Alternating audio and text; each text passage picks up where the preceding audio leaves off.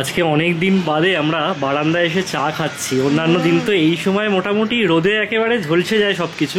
আজকে একদম gloomy weather, তবে এই ওয়েদারটা থেকে কোনো লাভ নেই, 2-4 ফোঁটা পড়লে তবে গিয়ে লাভ আছে। হ্যাঁ সত্যি কথা, আমরা সকাল থেকে আশা করে বসে আছি এই ওয়েদারটা দেখে যে একটু নামবে, বাট কোথায় কি না, সত্যি যা গরম, একটু হলে ভালোই হয়। হ্যাঁ ভালোই হয়, তবে আমি বলবো অন্যান্য দিনের থেকে আজকে ওয়েদারটা ভালো।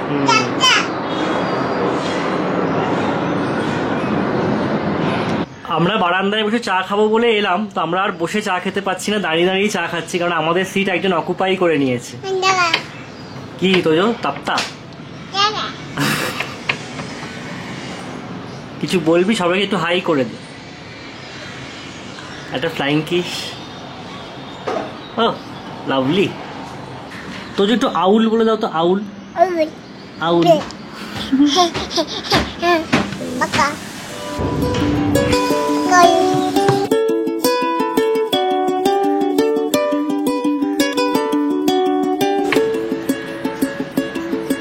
এই ইনডোর প্ল্যান্টটা বেশ কিছুদিন হলো আমি নিয়ে এসেছিলাম, আর আনার পর থেকেই না পাতাগুলো এরকম শুকিয়ে ঝরে পড়ছিল, তো মনটা খুব খারাপ হয়ে গেছিল। প্লেস চেঞ্জ করেও দেখলাম খুব বেশি কিছু ডিফারেন্স হচ্ছে না। তো যাই হোক, ফাইনালি একটা ভালো খবর, সেটা হচ্ছে এই যে নতুন পাতা বেরোচ্ছে। নিচে কোনো বন্ধু এসছে কিনা দেখার আর্টটা শুধু দেখো। কেউ এসছে এখন খেলতে? দেখেছো, এখন কে আসবে? কেউ আসবে না এখন খেলতে, সবাই পড়াশুনো করছে। তোমার মতন নয় কেউ। চলে এসো, বিকেলে যাওয়া হবে নিচে। আরে পা উঁচু করে দেখছে, দেখো কেউ নেই, মানে কেউ নেই এখন, সবাই পড়াশুনো করছে, স্কুলে গেছে, কেউ নেই এখন।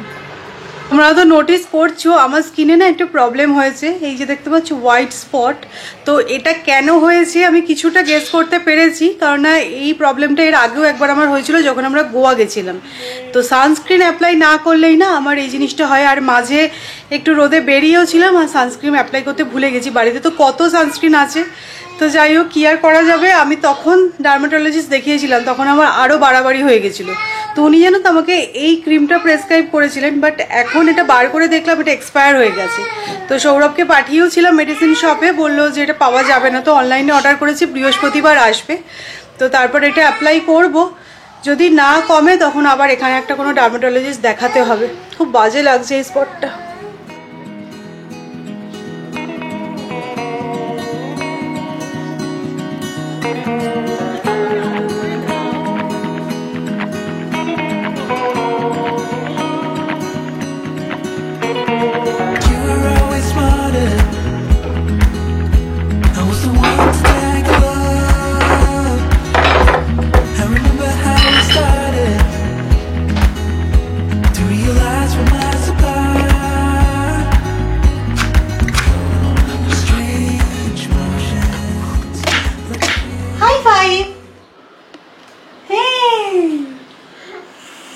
রান্নাঘরে কি করছো?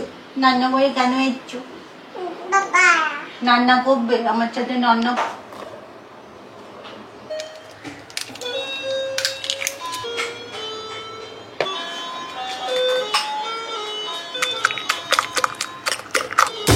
আজকে ব্রেকফাস্টে বানাচ্ছি আমি বেসনের ছিলা, আর আজকের ব্লগের আবহ সঙ্গীতে আছে ইভান ঘোষ, এখানে পিয়ানো বাজাচ্ছেন তিনি।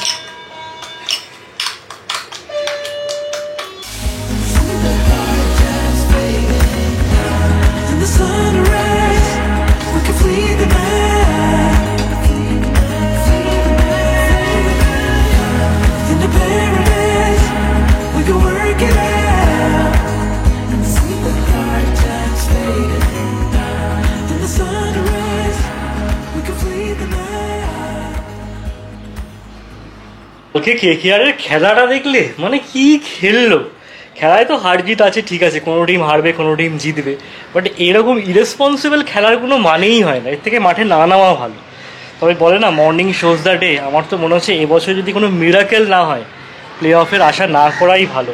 ওই ভেঙ্কটেশ আয়ারকে অত পয়সা দিয়ে রিটেন করে যে কী পেলো ভগবান জানে, না করে বল আর ব্যাটে তো একটা ম্যাচও রান পাচ্ছে না।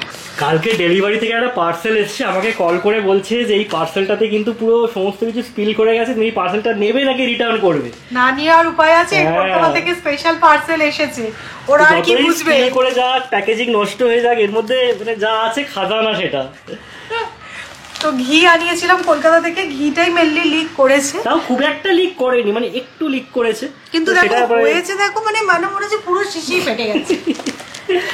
অ্যাকচুয়ালি আনন্দময়ের ঘিটা না খুব ভালো হয়, আমাদের ওখানে হ্যাঁ। মিষ্টির দোকান আছে আনন্দময়ী বলে, তো যা গন্ধ না দারুণ। ঘিটা খুব ভালো হয়, কিন্তু এইগুলো একটু বেটার কোয়ালিটি। হ্যাঁ এক্স্যাক্টলি, এই প্লাস্টিকের বটলগুলো যা যা তা। তা মানে কোনো কোয়ালিটি নেই এগুলো। যাই হোক, ঘিটা ভালো হলেই হবে, বটলগুলো না পরে পাওয়া যাবে।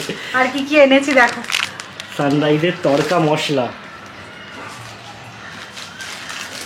আর যেটা দুর্মূল্য জিনিস আছে সেটা হচ্ছে কি গণেশের ময়দা। আমরা জেনারেলি ময়দাটা খুব কম খাই, কিন্তু যখন খাই তখন এই গণেশের ময়দাটা হলে যেন ভালো হয়, তাই না? মানে লুচিটা ওই যে ফুলকো ফুলকো ভাবে ফোলে না মামুনির, ওটা স্পেশাল হচ্ছে এই ময়দাটা। এই গণেশের আমি ময়দা। কত চেষ্টা করেছি, কোনো অবস্থাতেই না, যাই করে নি না কেন লুচি ঠিকঠাক হতোই না। এই গণেশের ময়দাটা ইউজ করে দেখলাম যে খুব ভালো হচ্ছে মানে লুচি কি ভাবো পরোটা। তো, মানে পুনেতে কলকাতা থেকে ময়দা আসছে। গণেশের ময়দা তো এখানে পাওয়া যায় না, না না না, তো বাকি এই সবকিছু তিনটাকে পাওয়া গেলেও আনিয়েছি, এখন আমাদের 7-8 মাস চলে যাবে। এই জিনিসটা না পুরো ফ্লপ হয়ে গেছে, তো আনানো হয়েছে বিস্কুটের গুঁড়ো।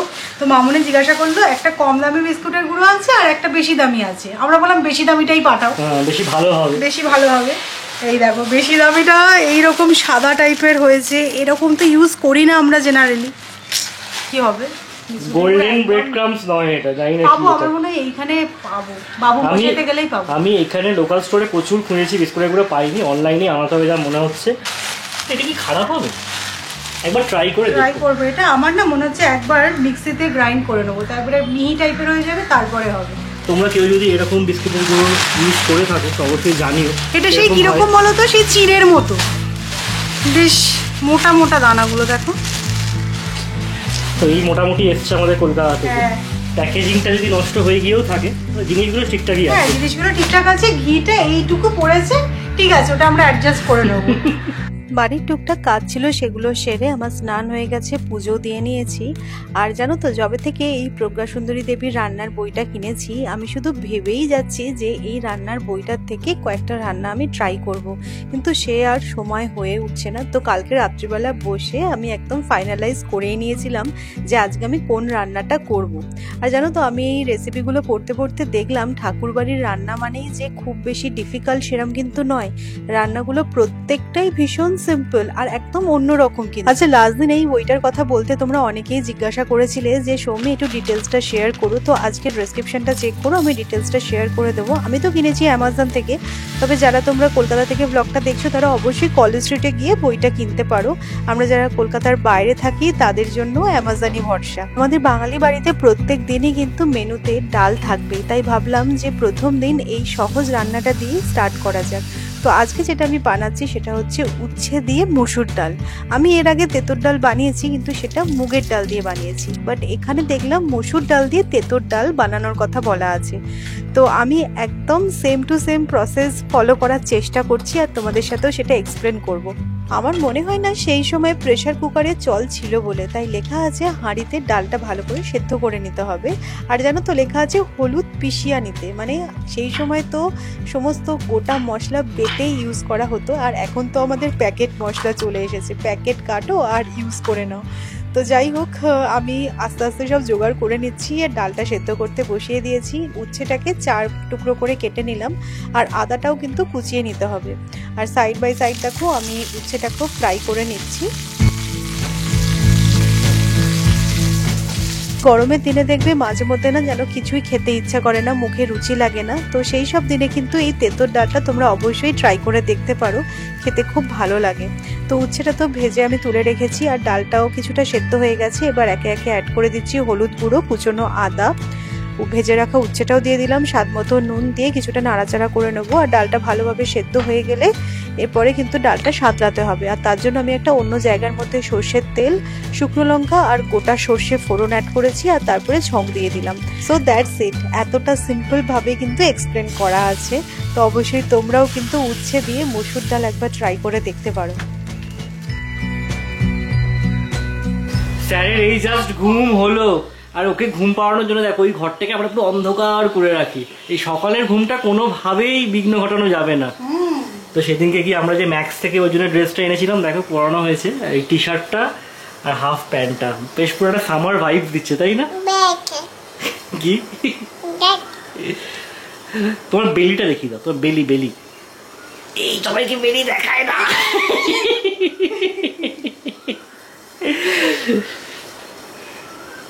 তোজোর খাওয়া হয়ে গেছে, আর আজকে আমরাও একটুখানি আর্লি লাঞ্চ সেরে নিচ্ছি। তো কি কি মেনুতে আছে তোমাদেরকে দেখিয়ে দিই। ঝিঙে আলু পোস্ত, তেঁতোর ডাল, আর আছে ডিমের কষা। তো কালকে ঝিঙে আলু পোস্তটা বেশি করে বানিয়েছিলাম, তো আজকেও হয়ে গেল। আর তেঁতোর ডালটা খেয়ে তোমাদেরকে অবশ্যই রিভিউটা দেবো। ডিমের কষাটাও কিন্তু দেখতে খুব ভালো হয়েছে, দেখো। চলো, সুন্দর ছিমছাম লাঞ্চ। সৌরভ বলেছে আজকে এই ডালের রিভিউটা আমাকে দিতে হবে। সো দেখো, আমি যতটা পেরেছি কিন্তু অথেন্টিক বানানোর চেষ্টা করেছি। দাঁড়াও খেয়ে বলি।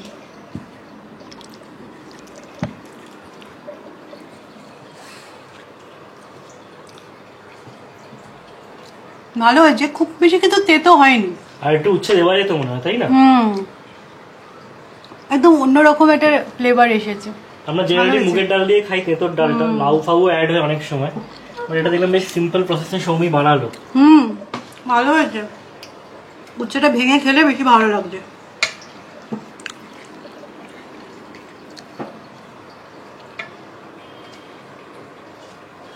তোজো এখানে মন দিয়ে কি দেখছে বলো তো? নিচে ঝাড় দেওয়া হচ্ছে, মানে আমাদের গার্ডেনটা ঝাড় দিচ্ছে, আর সেটাও ভালো করে এখান থেকে নোটিস করছে। ওটা হচ্ছে ওর ফেভারিট কাজ, ঝাড়া মোছা, ঝাড় দেওয়া, ঘর মোছা, এগুলো হচ্ছে ও করতে খুব ভালোবাসে, পছন্দ করে। সো যাই হোক, আজকে একটু তাড়াতাড়ি লাঞ্চ সেরে নিয়েছি, একটু বেরোনোর প্ল্যান আছে। তো সেদিনকে সৌরভ আমার ওই কথাটা না সিরিয়াসলি নিয়ে নিয়েছে। বলছে তুমি তো ব্রেসলেটটা কিনেছিলে, তো ওটা তো ওরকম তোবড়ে রেখে গেছে, তোমাদের দেখিয়েছিলাম, এরকম লকটাও ভেঙে গেছে। কি রে, ঝাঁট দেওয়া দেখা হলো? হ্যাঁ, এই যে ছেলে আমার শিখে এসছে ঝাঁট কিরমভাবে দিতে হয়। যাই হোক, সৌরভ আমাকে ইনসিস্ট করেছে, ওকে নাকি মেসেজ পাঠিয়েছে সেনকো থেকে, তাই তো? কি অফার আছে যে মেকিং চার্জের উপর মানে 15% ডিসকাউন্ট, তার সাথে প্রতি গ্রাম সোনায় 300 টাকা করে ছাড়। না, আমাকে বলছে সোনা কিনতে হবে না, যেই সোনাটা আছে সেটা দিয়ে অন্যরকম কিছু বানিয়ে নাও, অথবা ওটাই রিপেয়ার করো। আলমারিতে পড়ে আছে সবই, সব করে কিনেছিল, কি লাভ হচ্ছে? আর একটা জিনিস যেটা যে জিএসটি বা মেকিং চার্জ, যেটা আগে জিনিসটা কেনা হয়েছিল, যে সোনার দাম যা আছে তার থেকে এখন বেড়ে গেছে, তো রিকভার হয়ে যায়। নতুন জিনিস কিনে তাহলে তো আমাকে নতুন করে নিতেই হবে, আগেরটা একটা রিকভার হয়ে গেছে, এটাই বলতে চাইছি। কিন্তু সত্যি আমার অত বাজেট নেই এখন। আমি যাই হোক সৌরভের কথা শুনে নেচেছি একটু, বলতে গেলে পাতি কথায় নেচে আজকে একটুখানি বেরোবো, দেখা যাক কি হয় না হয়। তো এখন তোজোকে একটুখানি ঘুম পাড়াই, ও ঘুম থেকে উঠলে তারপরে বেরোনোর। তোজো কি স্পাইডারম্যান না সুপারম্যান?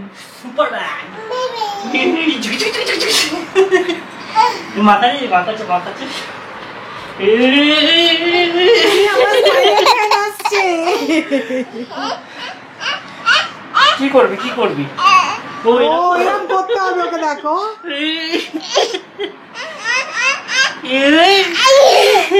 Good evening. তোজো ঘুমানোর পর আমার একটা শ্যুট ছিল আজকে, ম্যানকাইন্ড ফার্মার, খুব ইনফরমেটিভ একটা ভিডিও আসতে চলেছে, তোমরা অবশ্যই চেক আউট করো। 2-3 দিনের মধ্যে হোপফুলি লাইভ হয়ে যাবে। তো যাই হোক, এখন জাস্ট চা বানানো হলো। চাটা যদিও আমি বানাইনি, সৌরভ বানিয়েছে। চা বিস্কিট খাই, তারপরে আবার একটুখানি ফ্রেশ হয়ে বেরোবো। তোমাদের বলেইছি সেনকো বললে আজকে যাওয়ার প্ল্যান আছে, তো আর একটু আর্লি র্যাপ আপ হলে হয়তো ভালো হতো, বাট ঠিক আছে, তাড়াতাড়ি করে চাটা খেয়ে বেরোবো এবার।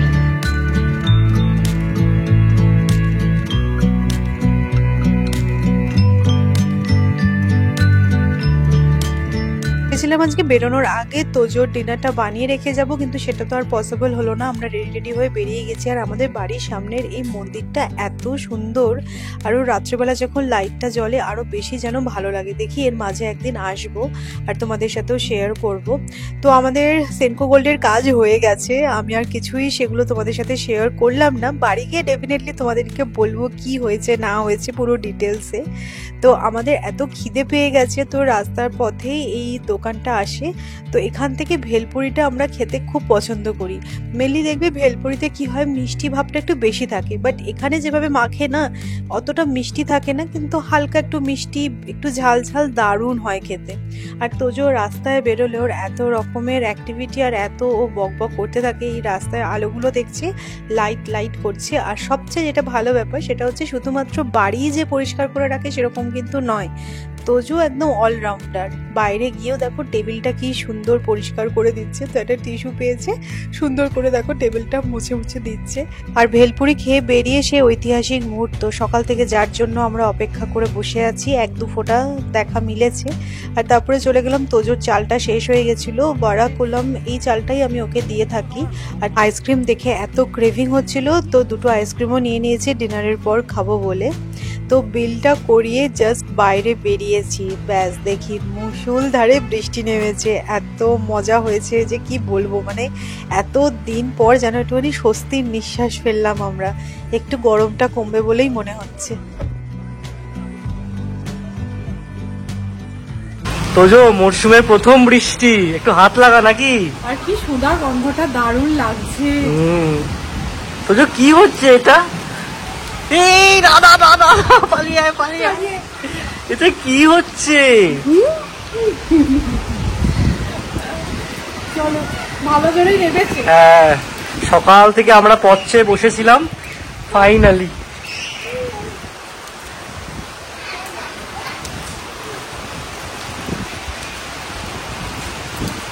না শুধু যে বৃষ্টিটাই হচ্ছে সেরকমটা না, বেশ ঝোড়ো হাওয়া দিচ্ছে, তার সাথে বিদ্যুৎ চমকাচ্ছে। আর তোমরা ক্যামেরায় কতটা বুঝতে পারবে জানি না, পেছন দিকটা দেখো পুরো অন্ধকার, মানে জায়গাটা পুরো কারেন্ট চলে গেছে। আমাদের সোসাইটিতে জেনসেট আছে, তো সেই কারণে খুব একটা অসুবিধা নেই, লাইট তো আছে, বাট এই পোর্শনটা পুরো দেখছি আমি পুরো পাওয়ার অফ। ঠিক আছে, বিদ্যুৎ চমকাচ্ছে না, ভালো লাগছে বেশ। গরমটা অনেক দিন ধরে পড়েছিল, বৃষ্টিটা এক্সপেক্টেড ছিল, আজকে হয়ে শান্তি লাগছে। আর ওয়েদারটা খুব ঠান্ডা হয়ে গেছে। 9:30 বেজে গেছে জানো। বাড়ি ফিরতে তাড়াতাড়ি এসে আগে হাতটা ধুয়ে ভালো করে তোজোর খাবারটা বসালাম। তোজো 10টার মধ্যে খাওয়া হয়ে যায়, তো ঠিক আছে আজকে 10-15 মিনিট লেট হবে, কি আর করবো। তো তারপরে এই টুকটাক কয়েকটা কাজ সেরে আর এত জোর খিদে পেয়ে গেছিলো, তো সেই জন্য আরও একটু লেট হয়ে গেল। তো তোমরা নিশ্চয়ই ভাবছো যে কি হলো ব্যাপারটা। তো বেসিক্যালি আমার যে ব্রেসলেটটা ছিল সেটা যেই ওয়েটে ছিল, ওরা বললো যে ওটা ফ্রি অফ কস্টে আমরা রিপেয়ার তো করে দেবো, বাট ওটা না আপনি কোনো অবস্থাতেই ডেলি ইউজ করতে পারবেন না। আর আমি কিনেছিলামই ডেলি ইউজের জন্য, অকেশনাল ইউজের জন্য দেখো বালা টালা টুকটাক আছে, তো আমার সেজন্য দরকার ছিল না, আমি ডেলি ইউজের জন্যই ভাবছিলাম। তো ওটা চেঞ্জ করে আমি একটা অন্য জিনিস নিয়েছি, সেটা অবশ্যই তোমাদেরকে দেখাচ্ছি। না সৌরভের এই ডিসিশনটা সত্যি খুব ভালো হলো। আমার খুব বেশি টাকা দিতে হয়নি, আমার 7,500 টাকার মতো ছিল ওদের অ্যাকাউন্টে, তো সেটা দিয়ে সব কাটছাট করে বেশ ভালোই হয়েছে জিনিসটা। দেখাই তোমাদের। তো এই যে আমি জানো তো ভেবেই গেছিলাম যে আমি কিন্তু হাতের পরারই কিছু জিনিস নেব, উল্টে পাল্টে এদিক ওদিক আমি ভাটকাবো না। তো আমি বললাম যে ডেলি ইউজ, আমি প্রায় 70 বার মনে জিজ্ঞাসা করছি, হ্যাঁ বারবার সবই কনফার্ম করে নিয়েছে যে হ্যাঁ ডেলি ইউজ করতে পারবো, তো আপনি লিখে দিচ্ছেন তো যে হ্যাঁ ঠিক আছে। সো এই ব্যাঙ্গেলটা নিয়েছি আমি, ডিজাইনটা দেখো একদম স্লিক, মানে এটাতে কোনো ডিজাইন নেই বলা চলে। আমি এরকম টাইপেরই খুঁজছিলাম কিছু, না ওরা বললো যে ডিজাইন নেই যেহেতু সেই কারণে জামা কাপড়ে ফাঁসারও ভয় নেই, আর রেগুলার ওয়্যার করা যাবে। তো এবার বলি বেসিক্যালি এটা কিন্তু একটা নোয়া, তো এটা ফুল কভার নোয়া। আমি দেখো যেটা পরছি এখন এটা হচ্ছে হাফ কভার নোয়া। এর ডিজাইনটা কিন্তু প্রপার ওই নোয়া ডিজাইনটা নয়। তোমরাও আমাকে অনেকে বলেছিলে যে সৌমি তুমি নোয়া নিতে পারো, তাহলে তুমি ডেলি ইউজ করতে পারবে। আর সলিড সোনার চুড়ি কিন্তু বেঁকে যায়, আর আমার যে সোনাটা ছিল এই ব্রেসলেটটায় তাতে আমার সলিড চুড়ি হতোই না, তো সেই জন্য আমার মনে হলো এটাই গুড অপশন। আর ওরা ডিজাইনটাও পছন্দ হলো, ডিজাইনটাও পছন্দ হয়েছে। ওরা বললো এটাতে কোনো কারুকার্য নেই, এটা আপনি ইজিলি পরতে পারবেন, মানে ফেসে টেসে যাওয়ার কোনো ভয় নেই, কোনো ডিজাইন নেই যেহেতু, কিন্তু অল্প যে ডিজাইনটা আছে সেটা দেখতে বেশ সুন্দর। হ্যাঁ তারাও তোমাদের পরে দেখাচ্ছি। আমার খুব পছন্দ হয়েছে জিনিসটা। না মনে হচ্ছে একটা হিললে হলো ডেলি ইউজের জন্য। তো এই নোয়া কাম চুড়িটাও পরা যাবে, প্লাস এখন আমি যে ব্রেসলেটটা পরছি সেটাও ইউজ করতে পারবো।